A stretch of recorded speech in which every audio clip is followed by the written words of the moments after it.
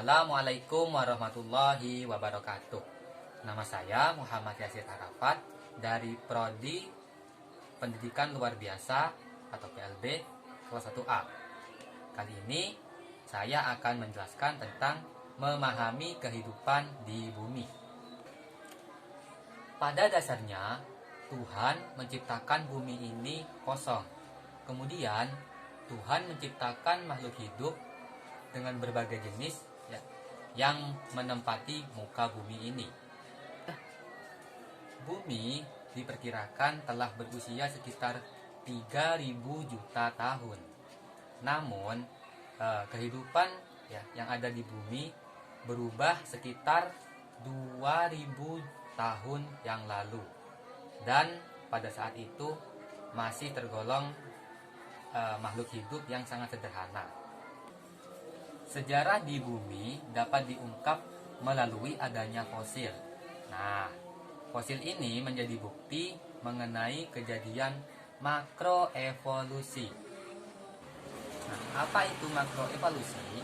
Makroevolusi adalah perubahan spesies dalam makhluk hidup yang terjadi selama kurun waktu yang sangat panjang. Nah, pada awalnya bumi ini terbentuk dalam keadaan hangat dan berpijar secara perlahan-lahan. Bumi mengalami proses kondensasi atau menjadi lebih dingin, sehingga terbentuklah kerak atau kulit bumi. Bagian-bagian bumi yang pertama adalah bagian yang berbentuk cair, itu membentuk samudra atau hidrosfer. Yang kedua, bagian yang berbentuk gas itu disebut atmosfer. Nah, atmosfer ini adalah lapisan gas yang melindungi bumi dari berbagai macam partikel yang berasal dari luar angkasa, seperti radiasi sinar matahari, benda-benda angkasa yang jatuh ke bumi, dan sebagainya. Nah, bagian yang ketiga ini disebut litosfer atau bagian bumi yang padat. Yang terakhir, makhluk hidup yang melangsungkan kehidupannya di bumi disebut biosfer. Oke, selanjutnya saya akan menjelaskan tentang geografi kehidupan di bumi. Ada beberapa faktor yang terjadi dalam kehidupan di muka bumi ini. Yang pertama adalah faktor lingkungan. Faktor lingkungan itu sendiri meliputi lingkungan abiotik dan lingkungan biotik. Faktor yang kedua adalah faktor sejarah.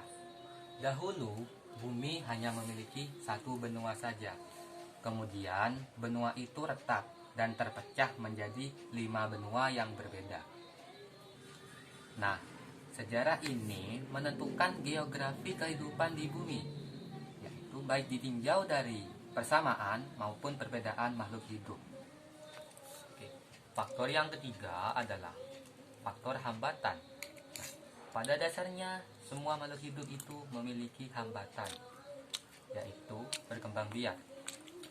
Contohnya, makhluk hidup darat tidak dapat berkembang biak di laut, dan sebaliknya makhluk laut atau makhluk air tidak dapat berkembang biak di darat, kecuali makhluk hidup yang dapat bertahan hidup di kedua alam sekaligus, seperti katak atau buaya. Yang keempat adalah faktor geografi tumbuhan.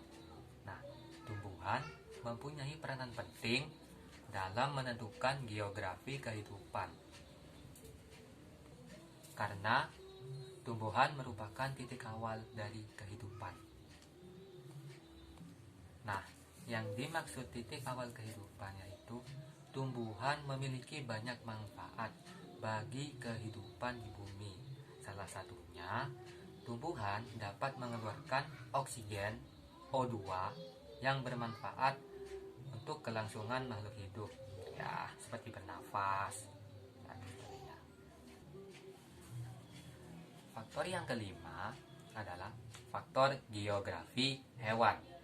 Nah, berbicara tentang geografi hewan, ini berhubungan dengan kondisi dan keadaannya yang ada di permukaan bumi, beserta penyebarannya dan aspek-aspek yang mempengaruhi penyebaran hewan-hewan. Contohnya, keadaan iklim, tumbuh-tumbuhan, dan keadaan geologisnya. Nah, jadi geografi kehidupan di bumi adalah pembagian wilayah kehidupan yang berhubungan dengan geografi, meliputi faktor lingkungan, faktor sejarah, hambatan penyebaran, tumbuhan, dan hewan. Oke, selanjutnya saya akan sedikit menjelaskan tentang perbedaan antara makhluk hidup dengan benda mati. Ya, meskipun kebanyakan dari kalian telah mungkin tahu atau ya sedikit mengenal tentang perbedaan tersebut, namun ya akan saya jelaskan lagi di bawah ini. Makhluk hidup dapat menjelaskan maaf, saya keliru. Oke. Makhluk hidup dapat menjalankan proses kehidupan dengan ciri-ciri seperti bergerak, tumbuh, berkembang biak, tanggap terhadap rangsangan atau adaptasi, dan ya masih banyak yang lainnya begitu. Nah, sedangkan benda mati yaitu tidak dapat menjalankan proses kehidupan, ya seperti tidak dapat bergerak dan tidak dapat berkembang biak. Oke, kembali lagi ke poin sebelumnya, saya akan sedikit menjelaskan bagaimana memahami proses kehidupan yang ada di bumi.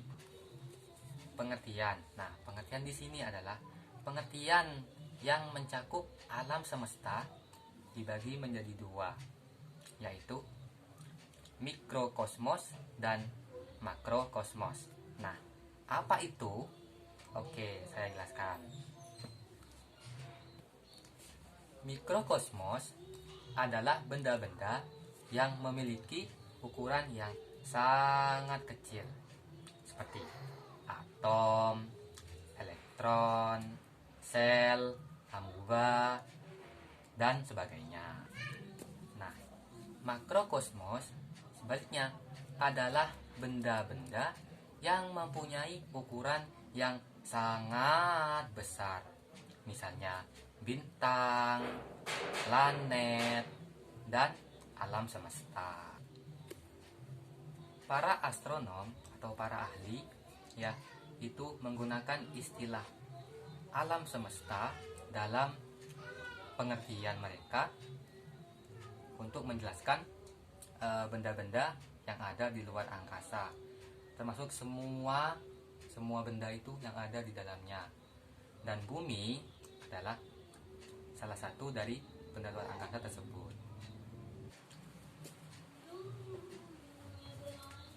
Terdapat beberapa teori yang dikemukakan oleh para ilmuwan mengenai awal mula kehidupan di dunia.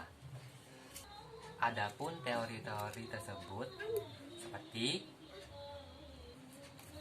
teori kosmozoa, teori Flugger, teori Moore, kemudian juga ada teori Allen dan teori transendental. Bahkan sejak zaman Yunani kuno ya, itu manusia telah berusaha memberikan penjelasan mengenai awal mula kehidupan di dunia. Namun teori-teori tersebut belum pasti kebenarannya. Nah, sekarang saya akan kembali menjelaskan tentang geografi hewan dengan lebih luas. Dunia dapat dibedakan menjadi 6 kawasan atau faunal regions yang berdasarkan faktor yang mempengaruhi dan variabilitas makhluk hidup. Satu, wilayah-wilayah tersebut seperti Palearktik, Etiopian, Oriental, Neotropikal, Australian, dan Nearktik. Kesimpulan dari materi ini adalah asal mula kehidupan dapat dilihat dari sudut pandang ilmu pengetahuan modern. Nah, secara ilmiah di alam ini terdapat berbagai macam makhluk hidup. Kehidupan tersebut tersebar di berbagai lapisan biosfer seperti permukaan bumi, dalam tanah, air, dan udara. Makroevolusi itu pada dasarnya berarti proses perubahan dalam jangka waktu tertentu. Dalam konteks biologi modern, makroevolusi berarti perubahan frekuensi gen dalam populasi. Akumulasi perubahan gen ini menyebabkan perubahan terjadinya pada makhluk hidup.